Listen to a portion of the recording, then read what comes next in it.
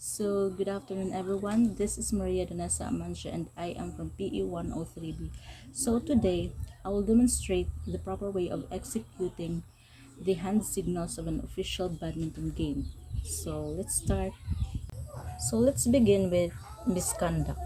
When the umpire has to administer a breach of law by issuing a warning to the offending side, call come here to the offending player and call his or her name, warning for misconduct, at the same time raising the right hand, holding a yellow card above the umpire's head. So this is how you do.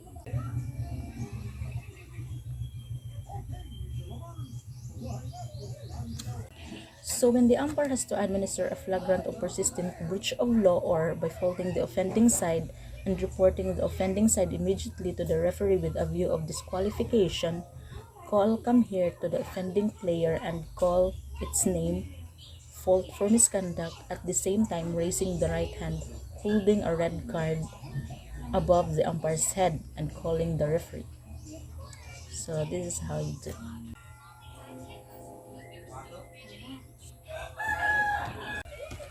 When the referee decides to disqualify the offending player or pair of players, a black card is given to the umpire. The umpire shall call come here to the offending player or pair and call their names, disqualified for misconduct, at the same time raising the right hand, holding a black card above the umpire's head. Any disqualification for misconduct shall render a player disqualified for the entire tournament or championship. This is how to raise a black card.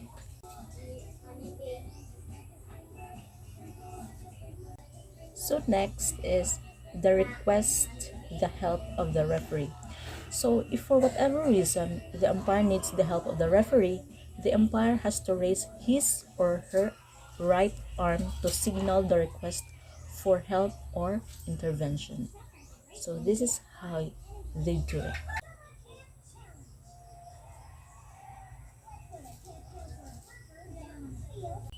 Next is the show a change in a serve. At the end of each point, the umpire has to call the score of the match as it stands. When a side loses a rally and thereby the right to continue serving, the umpire has to call service over, followed by the score in favor of the new serving side. If necessary, the umpire has to at the same time point of the appropriate hand towards the new server and the correct service score. This is how to do it.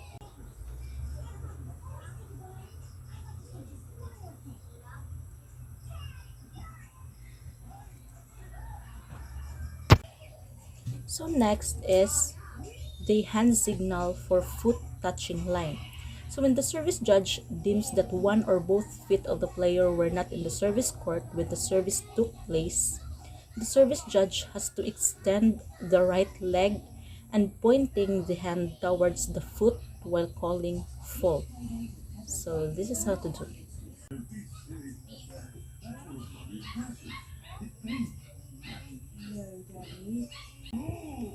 Next is the hand signal for foot not stationary. When the service judge deems that one or both feet of the player were moving when the service took place, the service judge has to extend the right leg and pointing the hand towards the foot while calling fault. This is how to do it.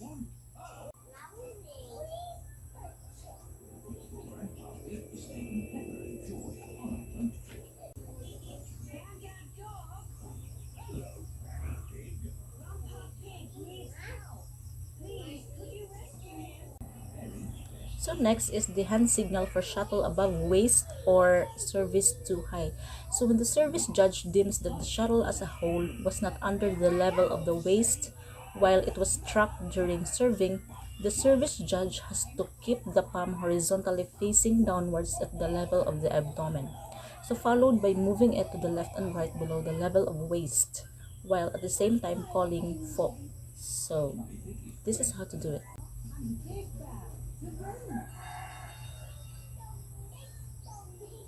So next is the hand signal for racket not pointing down or racket handle should face up.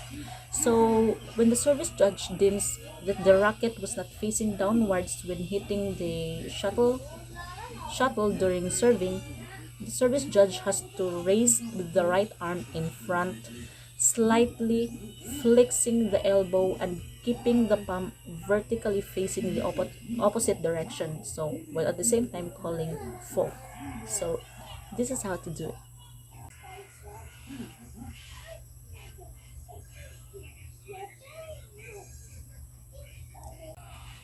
Another is the hand signal for double movement of racket or a due delay of serve. So when the service judge deems that the racket did not move in one single movement in the act of serving, the service judge has to move his right arm horizontally, stopping halfway the movement for a short moment and then continuing to finish the move while at the same time calling fault. So this is how to do this hand signal.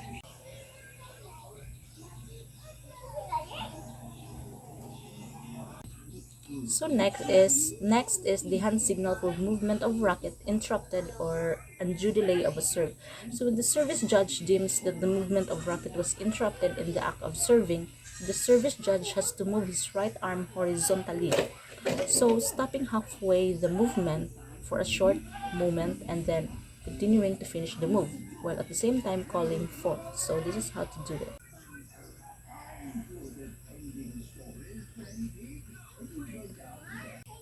So next is the hand signal for shuttle in. So when the line judge deems that the shuttle has landed in, the line judge has to point the right hand towards the line. So this is how to do it.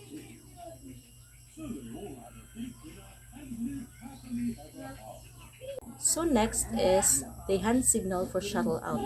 So when the line judge deems that the shuttle has landed outside of the relevant lines, so the line judge has to extend both arms horizontally to the both sides and call out to signal that the shuttle has landed out of boundaries. So this is how to do the signal.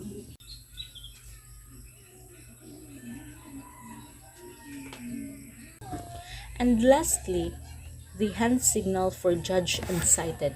So there might be instances where the line judge might be unsure whether the shuttle landed in or out. So this usually happens when a player is in the line of the view. So in this case, when the line judge isn't sure whether the shuttle has landed in or out, the line judge has to signal that by putting both hands with the palm facing the eyes in front of his or her eyes. So this is how to do this hand signal.